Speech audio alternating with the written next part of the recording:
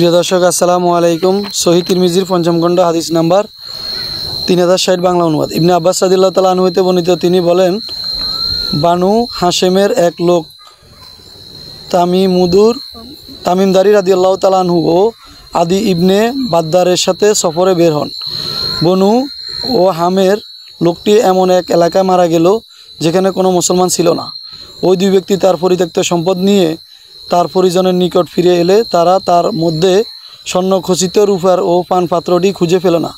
রাসূল সাল্লাল্লাহু আলাইহি ওয়াসাল্লাম তাদের উভয়কে শপথ করাইলেন।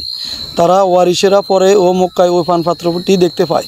তাদের বলা হয় যে, আমরা এটি তামিমদারি রাদিয়াল্লাহু তাআলা আনহুর নিকট থেকে কিনেছি। সহমীর ওয়ারিশদের মধ্যে হইতে দুইজন লোক দাবি করে নিয়ে উঠে এবং আল্লাহ তাআলা শপথ করে বলে, আমাদের সাক্ষ্য উক্ত দুইজনের সাক্ষ্যর চাইতে অনেক বেশি সত্য এবং গ্রহণযোগ্য। নিঃসন্দেহে এই পানপাত্রটি তাদের সাথীরই। এদেরও সম্পর্কে এই আয়াত অবতীর্ণ হয়েছে।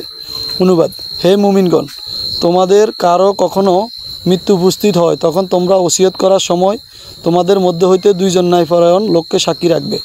সূরা আল মাইদা 106 নম্বর আয়াত। সহিহ বুখারীতে হাদিসটি 2780 নম্বরে রয়েছে।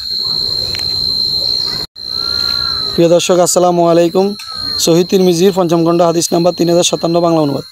আবু বকর সিদ্দিক রাদিয়াল্লাহু তাআলা আনহু হতে বর্ণিত, তিনি বলেন, হে লোক সকল, তোমরা এই আয়াত পাঠ করতে থাকো। অনুবাদ: ঈমানদারগণ, তোমাদের দায়িত্ব তোমাদের উপরেই।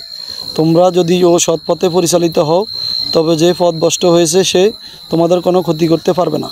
সূরা আল মাইদা 105 নম্বর আয়াত। অথচ আমি রাসূল সাল্লাল্লাহু আলাইহি সাল্লামকে বলতে শুনেছি, মানুষ ও কোনো জালিমকে জুলুম বা অত্যাচার করতে দেখেও তার হাত ধরে তাকে নির্বৃত্ত না করলে অচিরেই আল্লাহ তাআলা তাদের ও ব্যাপকভাবে শাস্তি দিবেন। হাদিসটি সহিহ। আবু ঈসা হাদিসটিকে হাসান সহিহ বলেছেন।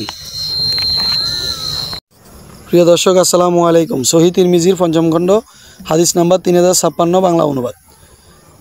আনাস ইবনে মালিক রাদিয়াল্লাহু তাআলা আনহু হতে বর্ণিত, তিনি বলেন, এক ব্যক্তি বলল, হে আল্লাহ রাসূল সাল্লাল্লাহু আলাইহি সাল্লাম, আমার বাবাকে? তিনি বললেন, তোমার বাবা অমুক। তখন এই আয়াত অবতীর্ণ, হে ঈমানদারগণ, তোমরা এমন কোনো বিষয় প্রশ্ন করো না যা ও তোমাদের নিকট প্রকাশিত হলে তা ও তোমাদের কষ্ট দিবে। সূরা আল মাইদা 101 নম্বর আয়াত। হাদিসটি সহিহ বুখারীতে 2621 এবং মুসলিমে হাদিসটি রয়েছে। প্রিয় দর্শক আসসালামু আলাইকুম। সহিহ তিরমিজির পঞ্চম খণ্ড হাদিস নাম্বার 3054 বাংলা অনুবাদ। ইবনে আব্বাস রাদিয়াল্লাহু তাআলা আনহু হতে বর্ণিত আছে যে, এক ব্যক্তি নবী সাল্লাল্লাহু আলাইহি সাল্লামের নিকট এসে বলল, হে আল্লাহ রাসূল সাল্লাল্লাহু আলাইহি সাল্লাম, আমি গোশত খেলে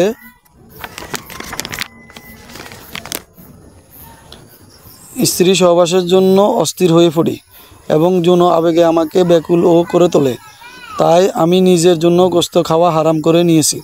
এই প্রসঙ্গে আল্লাহ তাআলা এই আয়াত অবতীর্ণ করেন। অনুবাদ: হে ঈমানদারগণ, আল্লাহ তাআলা তোমাদের জন্য উৎকৃষ্ট ও পবিত্র যে বস্তু হালাল করেছেন, তোমরা সেগুলোকে হারাম করে নিও না এবং সীমা লঙ্ঘনও করো না। নিশ্চয় আল্লাহ তাআলা সীমা লঙ্ঘনকারী পছন্দ করেন না। আল্লাহ তাআলা তোমাদের যা কিছু হালাল ও উৎকৃষ্ট রিজিক দান করেছেন, তোমরা তা হইতে খাও এবং আল্লাহ তাআলাকে ভয় করো, যার প্রতি ও তোমরা ঈমান এনেছো। সূরা মাইদা আল মাইদা 87 এবং 88 নম্বর আয়াতে। প্রিয় দর্শক আসসালামু আলাইকুম। সহিহ তিরমিজির পঞ্চম খণ্ড হাদিস নাম্বার 3053 বাংলা অনুবাদ। আব্দুল্লাহ রাদিয়াল্লাহু তাআলা আনহু হতে বর্ণিত, তিনি বলেন, যারা ঈমান এনেছে ও নেক কাজ করেছে, তারা পূর্বে যা ভক্ষণ করেছে সেই জন্য তাদের কোনো গুনাহ নেই। সূরা আল মাইদা 93 নম্বর আয়াত। এই আয়াত অবতীর্ণ হইলে রাসূল সাল্লাল্লাহু আলাইহি সাল্লাম আমাকে বলেন, তুমি ও তাদেরও অন্তর্ভুক্ত। হাদিসটি সহিহ মুসলিমে প্রথম খণ্ডে 147 নম্বরে হাদিসটি রয়েছে।